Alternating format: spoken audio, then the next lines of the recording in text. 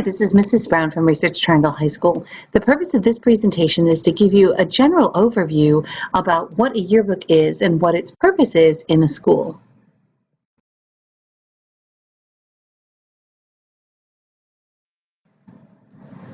Now, the first thing to realize is that yearbooks actually serve many purposes. We usually know them as a memory book, right? You're going to put your pictures in there and see pictures of your friends and your teachers and remember the days gone by. But a yearbook is also the only official written history of the school year. So what we create in our book is what people will remember and take with them for generations. We want the yearbook to be an inclusive publication. We want it to really represent the entire school, not just a particular class or a particular group of friends or just the people who are in the yearbook class. But we really want it to be something that captures everyone's lives and all the different clubs and sports and activities and things that happened at the school. It's actually a reference book. Our books are used by libraries that keep copies of them throughout history. If you've ever seen, sometimes when people do something really wonderful, they do something really bad, the media will pull their yearbook pictures from that. Sometimes police or detectives will use this book to kind of look at who was in that school at that particular time. It's also a public relations document. That is, the school can use this to help recruit and tell other people, hey, look at our school. Look at our yearbook. You can see all the different things that we do here. And it's also an educational experience, exactly what you're doing now. The process of creating the book becomes a real world application of the kinds of writing and design and collaboration and teamwork things that we've been talking to you about throughout most of your school years.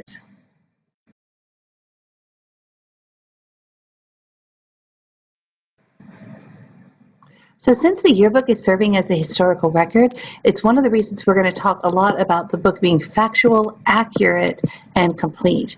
We need to make sure that the name of each person who was enrolled in the school was recorded and spelled correctly.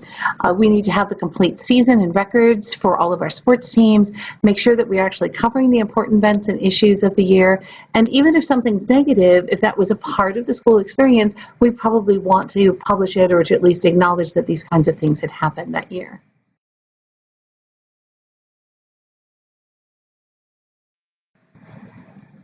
I know we've been talking a little bit about the whole concept of a yearbook theme. It's something that's developed throughout the whole book. It obviously begins with the cover. That's where most people will, see the beginning of the book. But you can also use the end sheets, the title page, the division pages, and the spread design throughout the whole book can all tie back into your theme to create this really professional and unified kind of effect in your publication.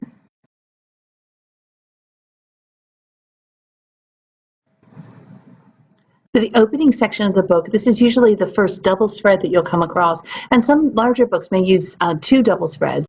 This will help introduce the theme and sort of tell a little bit about the story of the year, why that theme is particularly appropriate for that place and that time and that school.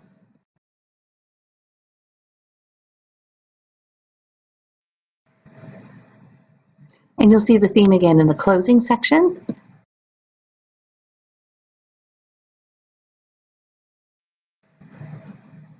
And on the divider pages. Now, the division pages act like sort of mini covers that introduce the different sections of the book. So you usually would have one for, say, the different portraits or perhaps the different classes, like the class of 2016, class of 2017, and then for the different activities, like one for the academic section, one for student life section, one for the sports section, etc. And the division pages can be a great way to get in more coverage of those events and also to really showcase some of your best writing and photography.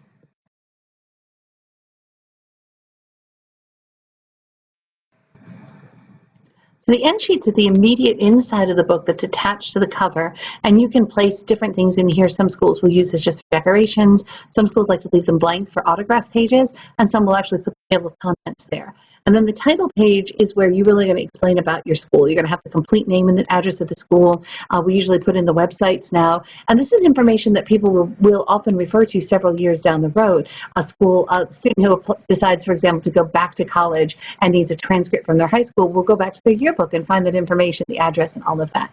You can also have candid photos in this section. You can use it to kind of get more coverage and do more with your theme.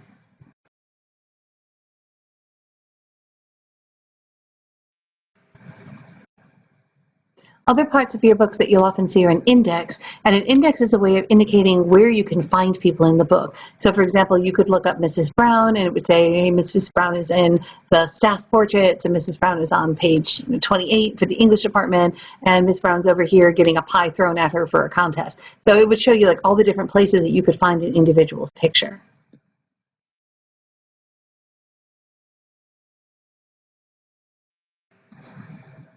Now this year, for the first time, we're going to be offering senior ads.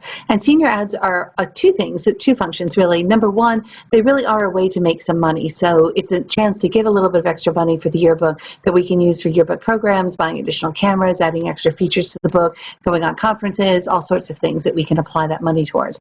And secondly, it's really a way to get additional coverage and to allow the students the opportunity to express themselves, maybe in ways that weren't available in other parts of the book. They can throw in baby pictures, they can have notes from parents or from friends, and there's a huge variety of things that you can do. Usually the ads are located right at the end of the book before the closing or before the index, and sometimes schools will often use business ads as well as another way to make money. We are probably not going to go to business ads this year. We're going to start with the personal ads and then see how that goes, and if we want to expand in future years to look at business ads as well.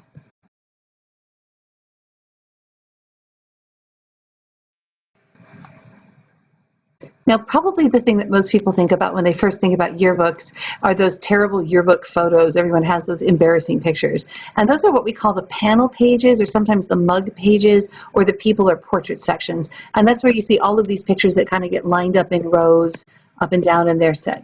And those are important because it does make sure that every single person in the school gets into the book. But at the same time, they can be kind of boring. So it's a great idea to sort of think about interesting ways that you can tie back into your theme and spice it up with more coverage, candid pictures, interviews, and things like that in the middle of your portrait or panel pages.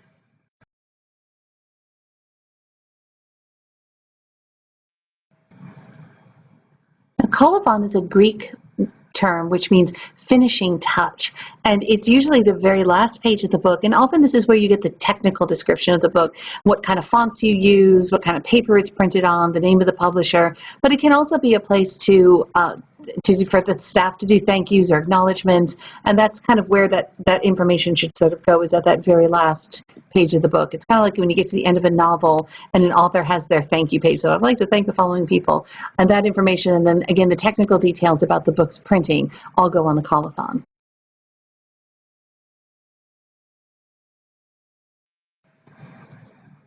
Now, a little basic overview of how yearbooks are designed, and obviously this can vary a lot from year to year and from yearbook staff to staff at different schools.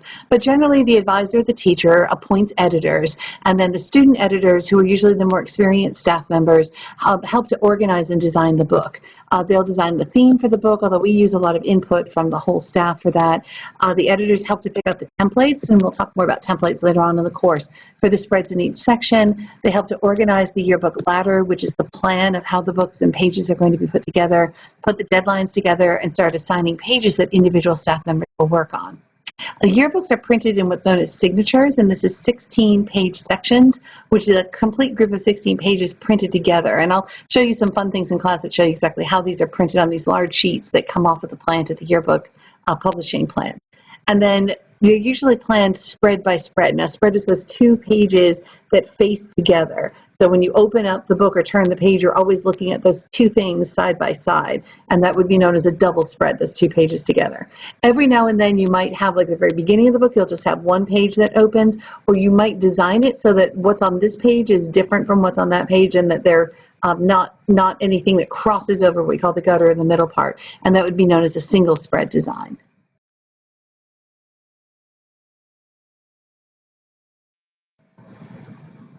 So a template is like a stencil or a pattern that shows you exactly where the different pictures and the text are going to go on the page.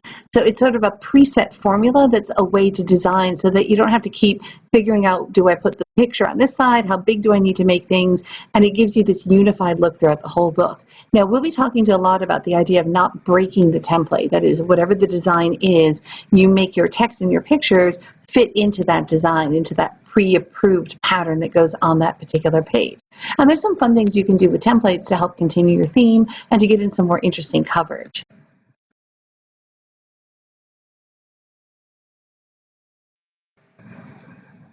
I'm going to take just a few minutes and give you a little bit of the technical elements of design. So to design a spread or design a template, now sometimes we use pre-packaged templates and it's a design we already like and we can put that right on the page.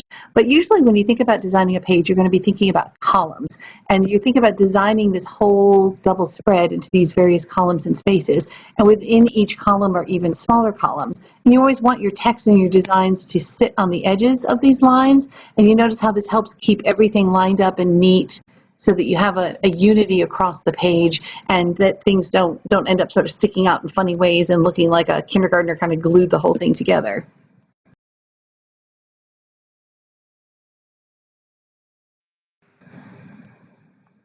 Now, within every yearbook spread, you're probably going to see some of the same design features. There's almost always going to be some kind of a headline. The headline just lets people know what's going on that particular page. In this case, it's the title of the yearbook in this example. There's the gutter, and the gutter is the fold between the book. If you have a double spread, you usually have pictures that will cross the gutter, but you want to be careful that someone's face doesn't end up sort of stuck down in that bit where the pages are going to be bound to the spine of the book. You want to keep some white space in your page design. Now you may say, why do I want blank space? Isn't the whole idea to get as many pictures in there as possible? It's like, yes, but the white space can actually be a way to call attention to the features, to highlight them, because it gives the reader's eye a quieter place to kind of rest on that page. The dominant photo is going to be the largest picture on the page, and it's usually about 2 to 3 times the size of the next largest photo. And then there's what we call the copy or the text, and those are the words that go on the page in that column feature again so that they stay nice and even, and you get this sort of unity of design across the whole page.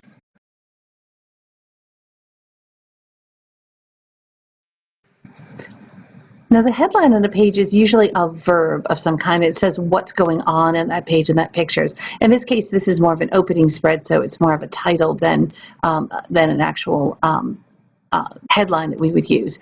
But you can see a couple things we talk about with the eye line. A horizontal eye line is a kind of imaginary line. In this case, it's just done with white space that crosses on the horizon line, and it kind of helps to be a unity across the whole page to keep all of your elements together, and it's sort of a place that the pictures will either hang below or above, and the words can hang below or above.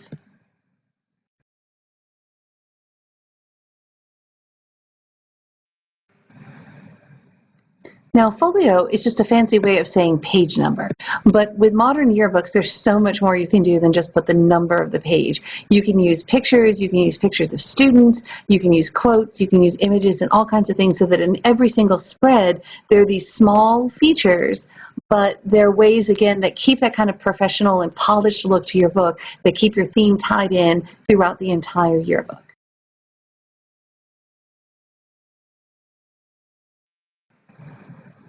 Now, these next couple of slides, I'm going to show you some sample pages from the inside of actual schools' yearbooks. And I want you to see if you can identify some of these things. So just jot down on your own some notes as you look at these.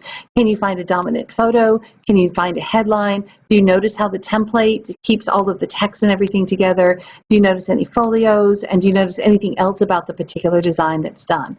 Now, I'll give you one example here. So this is actually what would be called a single spread design, because even though you're looking at these two pages together, you could actually cover up an entire page and not look at this at all, because nothing on this side of the page is connected with what's happening on the other. So it gives you that sense, it's almost like a magazine that it's divided in two. So that would be a single spread sort of design that goes with that. And again, you can see the eye line that comes across here.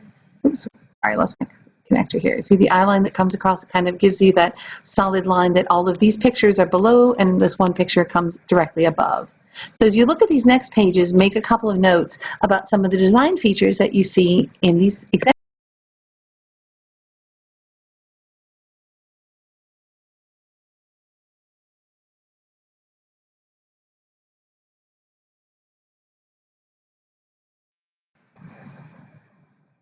Now, I'm not going to go over each one of these, but again, I want you can stop the video as needed and really take a good look at how the text and the pictures and the headlines are laid out on that page. How are they organized and arranged?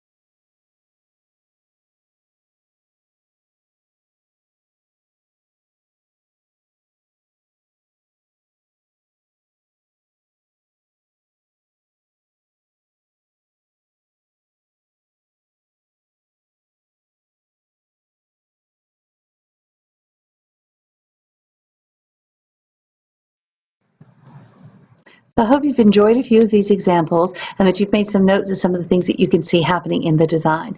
Back in class, we're going to continue working on themes, and we're going to continue looking at other yearbooks and other sample designs to find inspiration and look at different ways that we can design our book this year.